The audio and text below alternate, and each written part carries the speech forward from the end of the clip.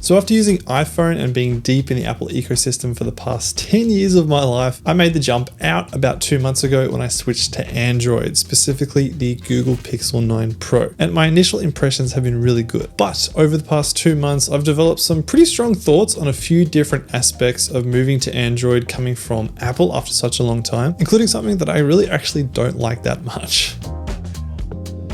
Alright, so let's start out by talking about how the hardware of the Google Pixel compares to my experience with the iPhone. And the first thing that I really love about this phone, I mentioned it in my first video, is the fingerprint scanner. I'm actually really not a big fan of Face ID all on its own. I actually really missed it when they took away the fingerprint scanner on iPhone because I just found it a lot faster and more reliable. And so for me, I love that the Pixel has both Face ID and a fingerprint sensor combined. So when the face scanner fails for whatever reason, I can easily just unlock my phone or open my banking apps with my thumbprint. Next, I actually really like that the phone overall feels like an iPhone. I think that was probably Google's intention to try and get iPhone users like me to switch over. It feels really premium and I have zero regrets or disappointments about how it looks and feels. And then the screen to me is amazing. I love the screen. I love the high refresh rate. And also really love how bright it gets, especially when I'm outdoors in direct sunlight. Even when I'm wearing sunglasses, I can easily see everything that's on the screen. And I personally haven't had any issues with overheating. I know some people have mentioned this, particularly with older Pixel models, but I barely even noticed this getting warm. To be fair, I do use it with a case, but I definitely haven't had any sort of overheating issues whatsoever. And of course, one of the big draw cards to the Pixel is the camera setup. And I definitely have been really enjoying taking photos on this camera. Being able to shoot in RAW has been amazing for me. And it's honestly been getting me back into regular photography, which I've neglected for ages. So I'm really excited about that. To be fair, the new iPhones also shoot in RAW, so I'm not convinced it's really any different to having an iPhone. It's kind of becoming the standard in Pro model smartphones these days. However, when it comes to the video performance, I've been a little bit disappointed, to be honest. Something I mentioned in my first video was the fact that I'm a bit sad that I'm not getting the ability to shoot in RAW video like you can do on the iPhone 16 Pro. Plus, just the standard video files that you get from the camera on the Pixel, I find not that impressive. I find the colors a bit dull overall. It does the job, but I have been a little bit disappointed. I know some of you have said in the comments that you can shoot in RAW from this camera. You just have to use specific apps. I haven't really dived into it too much, so maybe that's something I need to explore more. Now, one other issue for me has been the chip, and I know this has been kind of a big barrier for a lot of people from moving to the Pixel 9 Pro. When it comes to day-to-day tasks like sending messages, browsing, general use, it's been absolutely perfect. Feels super fast. I never noticed any performance issues whatsoever, but there is one specific use case where I do notice the slower chip, and that is again when I'm doing photography. So when I'm taking raw photos on the camera, it does tend to lag when you press the shutter button, and it is kind of annoying because sometimes you don't know the precise moment that the camera took the photo. However, when you open the preview with a raw photo, it takes about 5 seconds to load the full res image. It just initially gives you this really low res pixelated preview. And so to me, that does make it a little bit annoying to shoot in RAW, despite the fact that the photos do come out looking amazing. But look, overall, the way I kind of see it is I got this phone at 40% off the retail price, which is already cheaper than a brand new iPhone 16 Pro. And for me, it's a really good deal. I'm super happy with the trade-offs in terms of that performance as it relates to the hardware. I think if I'd paid full price for the phone, I would be a bit more disappointed. But I think if you can get it on sale, it's really hard to complain too much. All right, so next I want to talk about the overall user interface, Android itself, because that's kind of the bigger difference between this and the iPhone. Now, first of all, notifications are amazing. I mentioned this in my first video, and I'm still loving the notifications on Android or Google's version of it. I don't miss iOS notifications at all. I think if I was to switch back to iPhone, that would be the biggest readjustment for me. I just find notifications on here a lot more intuitive. It's kind of hard to exactly describe until you've used this for like 24 hours, but I just find the way they're organized a lot more logical. I also really like that you don't have the little red dot with a number on every single app icon on my entire screen. I actually really like the little gray dot that shows you've got a notification. I just find it sucks me into my phone a lot less because I'm not constantly trying to clear all these red annoying dots all over my screen. Then Google Gemini, obviously Apple Intelligence for me was one of the biggest reasons why I wanted to leave iPhone, because I've just been really underwhelmed with Apple Intelligence overall. And Google Gemini hasn't disappointed me. It's been really good. It's so nice to just be able able to hold down the power button and get almost ChatGPT level responses. To me, Apple has really dropped the ball when it comes to AI. I'll be really curious to see where they take it in a couple of years, but for now, I think they're just really lagging behind. Now, apart from that, honestly, my experience with UI overall has been pretty similar to iOS. It's not that different, but there's a bunch of little small things throughout the OS that to me make it feel like a more intuitive, more intelligent experience overall. A few examples include the keyboard. So when I'm typing in a password into something, it'll show me the numbers at the top of the screen rather than getting me to switch to a different page, which is just a nice little touch. It's kind of nice having the current track playing in my vicinity appear on the screen. I really like that when I'm sent a two-factor authentication code, it gives me the option to just tap copy and then just paste it wherever I need to. That's really convenient. I like the fact that it tells you the time that it estimates your charging is going to be finished, as well as the time it thinks the battery is going to be flat. It's not always 100% accurate, but it is nice to have there. I like that I can just tap my phone to use Google Pay without actually having to open the wallet. I've really been enjoying call screening. I love that it auto blocks suspected spam numbers and then gives you an easy way to Google search that number to see who was trying to call you. Now, there's two big things when it comes to the iOS that I thought I was really going to miss, and that is iMessage and AirDrop. Now, when it comes to iMessage, overall, I really haven't missed it that much at all. Google Messages has been great. The one thing that has annoyed me is that in Australia, there's still not a lot of RCS support from phone carriers, and so I can't group message other iPhone users. And that includes a lot of my friends and family, so that has been a bit inconvenient. And then, of course, AirDrop. I've found a lot of replacement apps that essentially do the same thing as AirDrop that let me transfer files wirelessly between my Mac and my Pixel. It is still a little bit more clunky than just the native inbuilt AirDrop itself, especially when I'm trying to transfer raw files from my Pixel to my Mac, edit them in Lightroom, and then send them back to my Pixel. So I do miss AirDrop a little bit, but it definitely hasn't been anywhere near as painful as I thought it might be. So look, honestly, the bottom line for me when it comes to the OS is that it's not dramatically worse and it's not dramatically better than iOS. To me, it has the edge because of those reasons that I just gave you, but there's pros and cons to both, and it might just depend on which one you prefer, because at the end of the day, you're still using your phone to send text messages, take photos, and browse the web, and most phones do that pretty much the same. But probably the biggest thing for me has been leaving the Apple ecosystem, because I thought that was going to be really tough. That's why I haven't really even looked at Android for the past decade, and my honest experience has been that it actually has been a little bit tough to leave it, but it's actually not for the reasons that I thought. I thought it would be tough because I'll lose iMessage and AirDrop, but that hasn't been that big of a deal. The thing that's annoyed me has actually been fitness tracking. Now, with my iPhone, I was using an Apple Watch, and when I got the Pixel, I got a Pixel Watch 3. And my experience with the Pixel Watch 3 is actually not been amazing. The heart rate tracking has been a bit inconsistent. I've noticed at times when I'm running on the treadmill at the gym and my heart rate is really high, it's been showing my heart rate at a resting heart rate, which obviously is totally incorrect. I'm definitely not that fit. And then sleep stages tracking has been a bit inconsistent. Some nights it'll track it, some nights it won't. And then these things affect my overall readiness score and metrics within the Fitbit app. And then since there's no Google stores in Australia, my only option for support has been online, and that's been pretty slow going. It's kind of been emails with at least a couple of days between each email. So that's a definite advantage to sticking with Apple, is that in-person support is a lot easier with a lot of Apple stores. Plus, for some reason on the Google Play Store, there just isn't as much choice when it comes to fitness related apps in my experience. One app that I was absolutely loving on my iPhone was Athletic. It took all of my health data and then gave me a readiness score. It tracked all my heart rate variability, gave me a stress score, all that kind of stuff. But you just can't get that on Android. I don't know why. It seems like a huge missed opportunity to me since more people use Android than iPhone. So I don't know why developers aren't capitalizing on that. But I have been looking into alternatives to the Pixel Watch. I know a lot of people like Garmin, but I've also been looking into things like Whoop bands or smart rings. So let me know if you've got any recommendations for those types of things. I'd be really keen to hear because health tracking is really important to me. But there you go. That is my experience with the Google Pixel leaving the Apple ecosystem after a decade. Now, a lot of people on my first video said that this was fake,